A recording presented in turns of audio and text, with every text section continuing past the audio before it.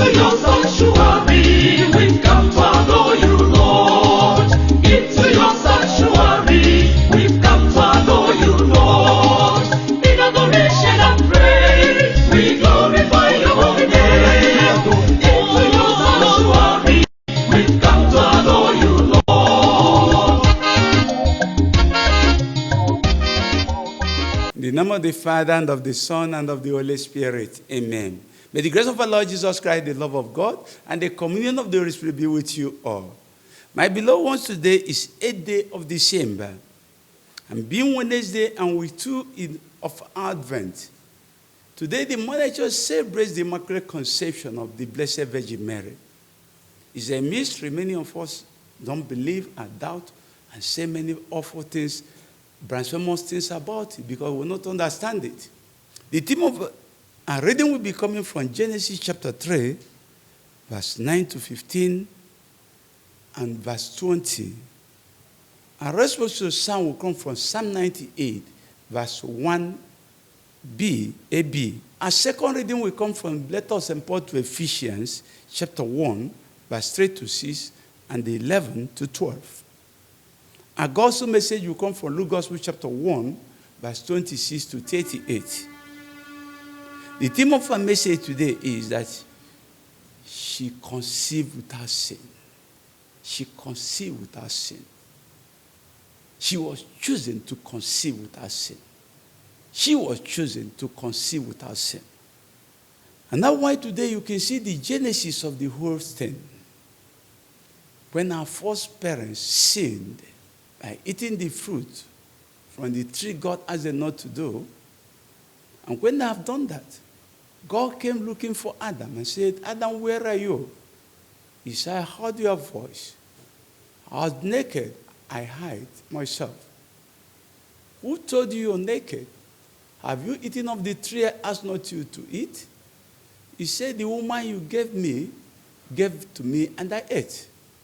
He said, I apologized to God. She shifted the blame to the wife. And they asked the woman, why this? A woman shifted the blame to the serpent. The serpent deceived me, and God caused the serpent first. If you lead people to sin, you'll be the first person to be caused by God. So be careful that you don't lead people to sin. If anybody wants to sin, let it not come from your hand. Either by your action or your inaction, or you are nudity dressing, or you are misdemeanor. Don't lead people to sin. Otherwise, you'll be the first person to be punished. She punishing the snake for leading people to sin.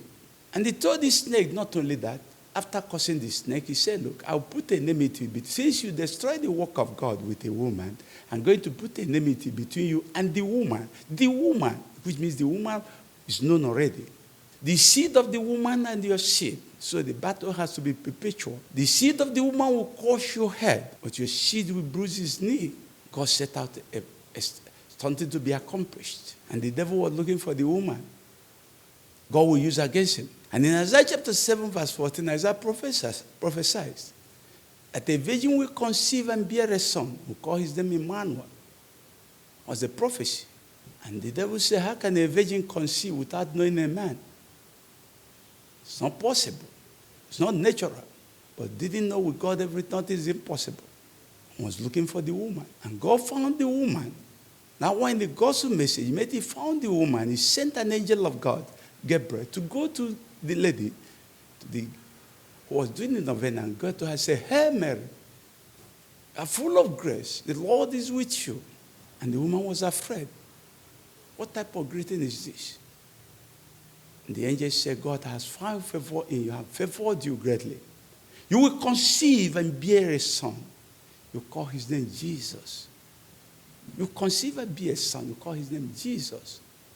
That God will give him the throne of his father David, who will rule over the house of Jacob forever. His kingdom will never fail. End. Mary began to ask, how can this be possible? I don't know a man.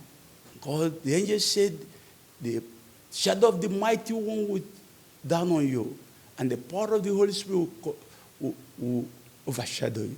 And you will conceive a son who will be called holy, and son of the Most High God. You have to conceive without sin. Therefore, conceive and remain a virgin. Set apart. You can see the implication for that. To conceive without sin. Chosen for this purpose. Undoing the work of the evil one. That's why Mary is a crisis today in the Christian world. For people who don't believe in. Who are not true believers quarrel with Blessed Virgin Mary. The matrix of all graces. That is a testimony you are not a true Christian. Anytime you see yourself quarreling with Mary, is a testimony you are a fallen Christian.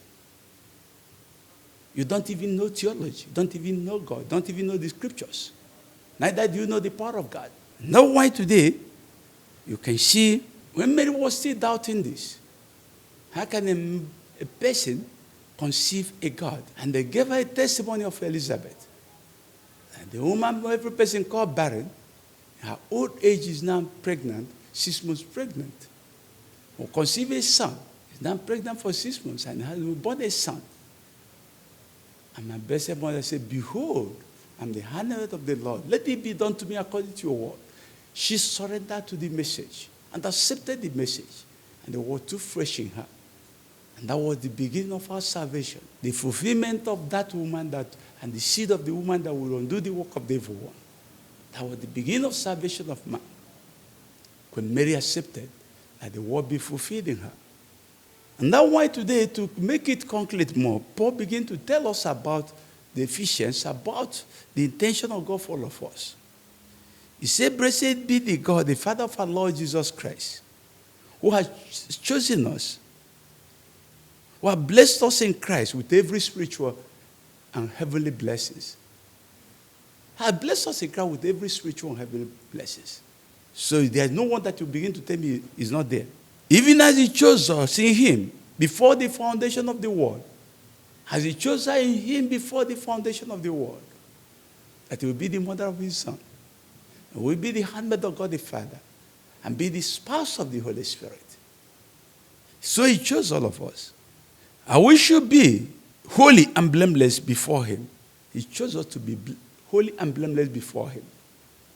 So when you say our blessed Mary is conceived without sin, you see, it's already set up by God like that in our Lord Jesus Christ. How we should live holy and blameless life, a spotless life. And then when he goes on to emphasize, Paul went on to emphasize about this love. He destined us in love to be his son through Jesus Christ. He destined us in love to be his son through Jesus Christ. So this son of our blessed Mary is the source of our salvation. And he destined us to be in love in him. For you to hate him now or hate the mother is questionable. About questions you are Christian, you have faith in Christian faith. According to the purpose of his will, to the praise of his glorious grace, which he bestowed on us, freely bestowed upon us. Just according to his purpose. He chose to do it so. Bestowed on us this grace abundantly. Glorious one. In him, according to his purpose, who accomplished all things according to his counsel of his will. He accomplished everything according to the counsel of his will. For him, nothing is impossible. We who first hoped in Christ have been destined and appointed to live for the praise of his glory. All of us, we are in him first of all, and appointed in him for his glory and the praise of God. Nothing more. We are set apart. So our blessed mother was set apart for the praises and glory of God.